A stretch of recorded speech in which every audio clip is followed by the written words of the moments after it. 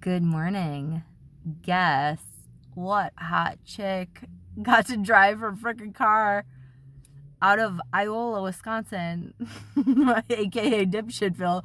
Oh, you have no idea how much I love having a vehicle. Like, it literally isn't even just to get me like running errands or like commuting to work and stuff. It literally is freedom.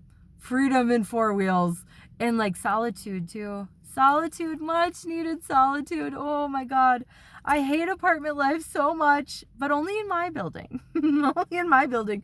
I didn't mind dorm life in college at all. Oh, I love dorm life. I loved it so much.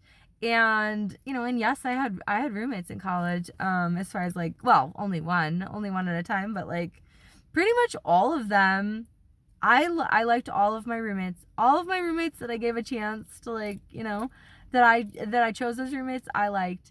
And there was one that I felt badly about because I was like, I don't know. It just was when we happened to room together, and she was a rando roommate. And I mean, there were two that I can think of that, like, they were very nice girls. But they were like mousy. Well, they weren't mousy, but they were like very studious, and which is not a bad thing to be, but they were always in the freaking room. And it's like, ugh, can you just have a social life so I can like literally use the room to like do stuff? Like, I mean, fuck, like there were times that I was like, could you please leave so I could just masturbate in peace in here? Like, ugh. And like, I mean, I don't know, I guess like that was really the only time that I was like, I really like some peace and quiet and just to be alone in here for my own needs. Thank you very much.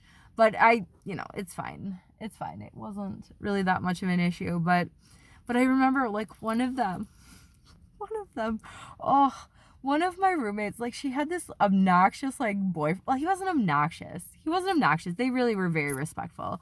But he was always fucking over every time I'd want to go to sleep. And I was like, all right, dude, like I got early AM class, so like you're gonna have to bounce. Like, and the funny thing too is like, I mean, like it was sad because like the girl was like younger than me, but she was like this cute little like basketball player girl, and like her boyfriend was just like kind of like too nerdy and weak-willed to like stand up to me, and neither was she. And so I was like, yep, we're gonna show you who wears the pants in this, roommate relationship dynamic. Although I kind of was that way with all my roommates, kind of. I mean, honestly, like, but part of it was like I got along with all of them. I did. I got along with all of them. As far as like Katie, to this day, like, thank God neither of us ended up like with freaking AJ. I mean, I love AJ still for so many reasons, but like what he did was like beyond messed up. Like, Sarah told me about it after the fact because he was like, he wanted to like literally date pretty much everyone in our friend group, like basically anybody that would freaking give him attention. But yeah, like he was so immature. He was like, and so timid. And I'm like, dude, like just literally ask me out. Like, be a man, freaking ask me out. I would have said yes. I was waiting for you to do it. And I was like, what do I have to do? Take the matter into my own hands here? And apparently yes. And so anyways, like, I know Sarah told me like years later how devious she was. Ugh. To the point of being a sadist, quite honestly. She ended up, like, AJ had gone to her, unbeknownst to me. And she probably was fucking jealous about it or something. I have no idea. But Sarah was just a very insecure, and she didn't need to be. Like, she was attractive, she was smart, like, she just was very insecure. She was very insecure. Yeah, I don't know. She's on to husband number 2 right now. But, God bless them.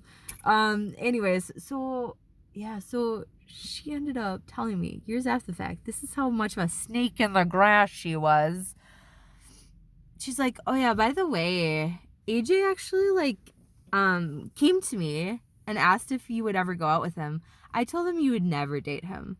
And I was like, what? You're the one that ruined like the potential AJ and Abby love affair that never happened but could have? And I was like, oh, I was pissed at her. Oh, I was so pissed. And I was like, well, and then she's like, but I only did it because you two are like, values opposed as far as like you believe different things about religion. And I was like, you and I are too. Like, I believe in like holding true to my marriage vows, damn it. And like, you're fucking everyone that like walks other than your boyfriend, you like fucking snake. Sorry, that was a bit of rage coming out. Sorry, Sarah. Honesty. Try it much? Yeah. Sorry, I have so much like fucking rage sometimes when I think of like all the shit that I knew about this person and how fake she was. For me, like, and I tried so hard to be a good friend to her. I literally, because I was an honest friend, I was like, if you don't like this person, if you don't want to be with him, I mean, can't you just like make the marriage work? Like, you married this person, you made a vow before God. Like, why did you marry him if you didn't love him? Like, it's not that hard. Literally say no for once in your life. And when she literally married someone she did not love. She obviously did not love Nick. Literally, he was like the only man that like in high school that, you know, that she wanted. Well, he was the only person that like gave her enough attention as far as like actually wanted to date her, actually liked her for her. Because she would always like, you know, be interested in like all these guys at her high school and like women like Amy, who was a lot like me, literally would end up with them every single time. And Sarah would be like, oh, curses, you foiled my plan. And she'd be like secretly seething and angry and jealous. And it's like, well, if you just went after what you actually wanted, maybe you would get it. Maybe you would get it. But no, like, I don't know. And women like Sarah, like, they're so conniving. They're like, ugh, they act like they're sweet and innocent. And no, it's all literally a ruse. And she would like talk in this like sweet, like little, you know, oh, Abby, like, I love you so much. You're such a good friend. Huh. And then secretly she'd be like, here's the knife, bitch. Twisting it in. Ugh, worst sort ever. Because for me, like, I'm an honest person and I would tell her to her face, like, what you're doing is wrong. Like, why are you even entertaining this? You were dating someone. Either break with Nick or, like, every time this, like, loser guy calls our room, I am literally going to give him shit over the phone. And so there was, like, one dipshit that actually, to this day, actually is a homosexual man. Weird. But, yeah, he was nicknamed, like, Woody in his fraternity. And I don't even want to know the nickname there. I'm sure I can figure it out based on the name alone. But it was something that, yeah, he was this, like, very much a pick-me energy dude. And really gross. I was like, what do you even see in him? Like, Nick is, for not having a great face, Nick kept himself in fucking shape. He was goal-oriented. He was smart. He was quiet. He knew what he wanted. He literally was a man. He was shorter. Yeah, he was very shrimpy. But, like, he was fucking strong as shit. He was fit. He was goal-oriented. He knew what he wanted. He went after it. That's a man right there. Not a weasel snake in the grass that's literally, like, preying on, like, some, you know, woman that, like, is very miserable in a relationship.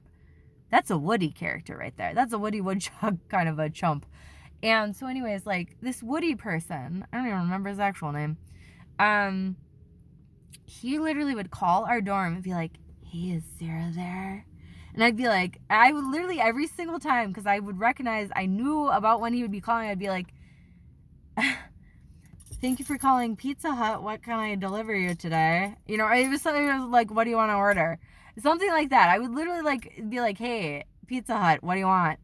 And I mean, and he's like, the first time he was like, I think he was like, is Sarah there? Like, I thought I called Sarah's number. And I was like, you did. She has a boyfriend, dipshit.